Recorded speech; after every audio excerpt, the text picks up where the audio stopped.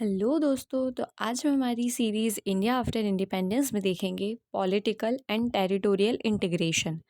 Accession of princely states was one of the most daunting task. Daunting का मतलब होता है कठिन। Princely states occupied almost 40% of the colonial territory and were more than 500 in numbers.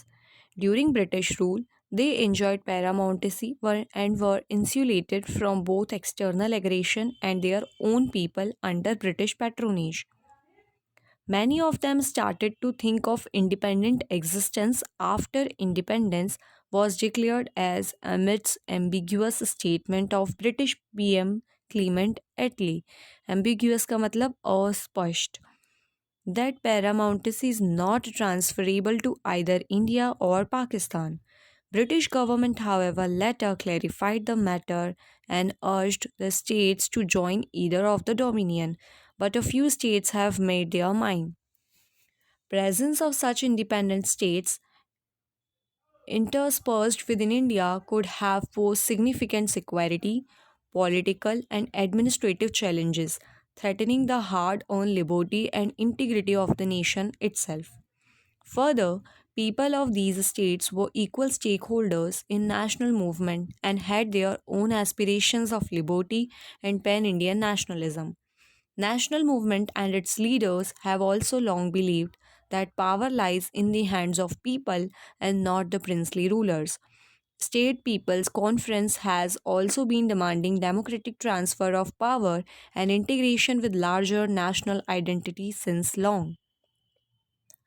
Integration of such states was done through both pressure and persuasion in two stages under able guidance of Sardar Patel, who was also helped by VP Menon. Some of them joined at the time of formation of Constituent Assembly out of sheer patriotism or wisdom. Others lingered on.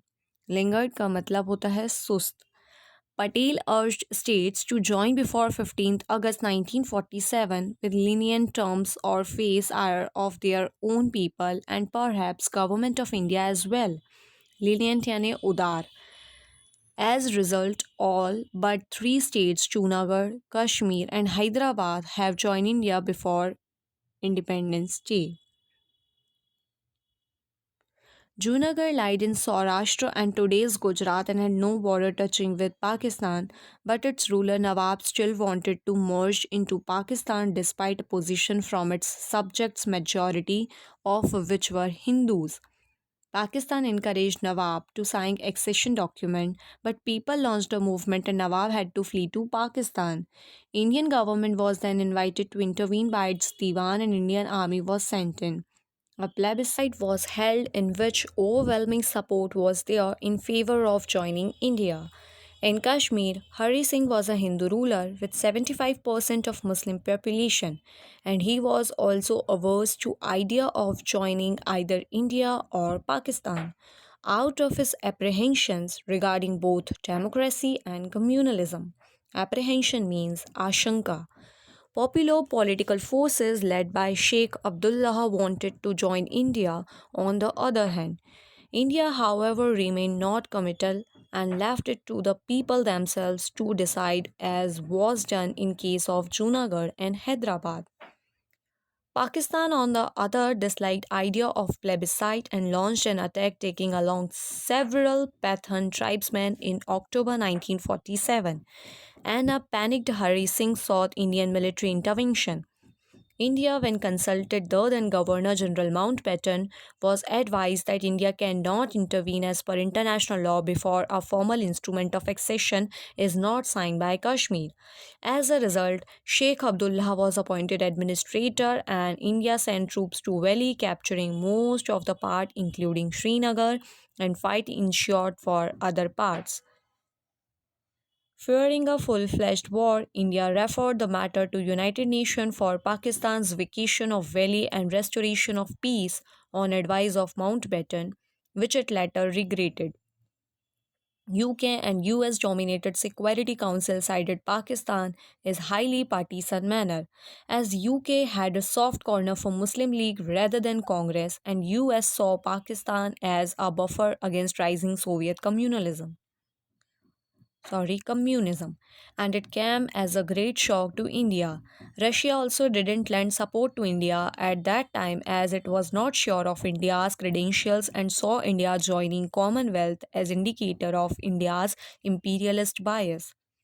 Ceasefire was declared on 31st December 1948 and Kashmir was virtually divided along ceasefire line which today is known as LOC. In 1951, the UN passed a resolution calling for a referendum subject to withdrawal of troops by Pakistan, which never happened and hence plebiscite could also not happen. Later elections were held in Kashmir and Constituent Assembly was formed in Kashmir, which also ratified the accession of Kashmir to India and hence rendered the very question of plebiscite irrelevant. Pakistan continues to claim Kashmir as a part of it on the basis of two nation theory, which India never accepted as Pakistan is not the only home to Muslims of India, but India sees its accession as a testimony to its adherence to principle of secularism. Hyderabad was ruled by Nizam, who was autocratic ruler.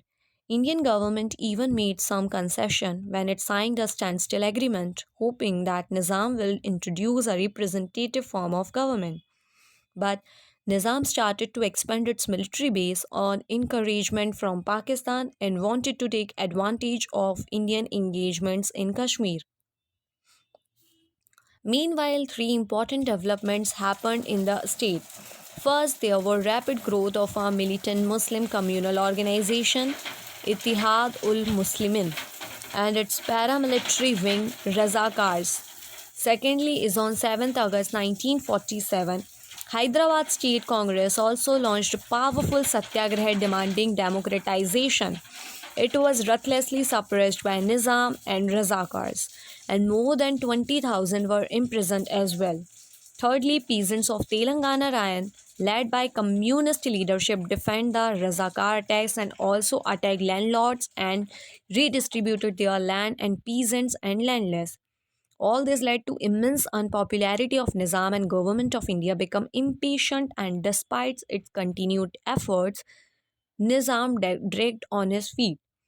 Finally, Government of India launched a military operation in September 1948 and Hyderabad was acceded to India. Nizam was given favorable and generous treatment and he was made Raj Pramukh or nominal head and was even allowed to keep his enormous wealth and was also given a hefty privy purse amount.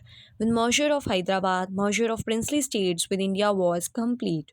It was also a victory of Indian secularism as Muslims in significant numbers supported cause of people both within and from outside the state. Second stage and the difficult stage of integration of princely states started in December 1947. Many of the small states were merged together and five new unions were formed. Rajasthan, Patiala and East Punjab States Union that is PEPSU, Travancore, Cochin, Madhya Bharat, and Saurashtra. Erstwhile rulers were given privy purse with constitutional guarantee of it. Such concessions to erstwhile princes were criticized a lot, but they were a small cost of national integration and growth of democratic polity in Pan India. Further, it in some way compensated for the loss of territories to Pakistan as a result of partition. Another issue regarding integration was presence of French and Portuguese settlements along the coastal areas. Pondicherry, a French settlement, and Goa, a Portuguese settlement, were major ones. French were more reasonable, and after due negotiations, they handed over the settlements to India in 1954. Portuguese were more adamant and were supported by NATO allies like US and UK, who were miffed by Indian stands in East Asia. Miffed means parishan. People of Goa protested, but they were suppressed. Seeing little international pressure over Portugal, Indian government finally moved its army into Goa in 1961, and territorial and political integration of India was complete after 14 long years of efforts. Thank you.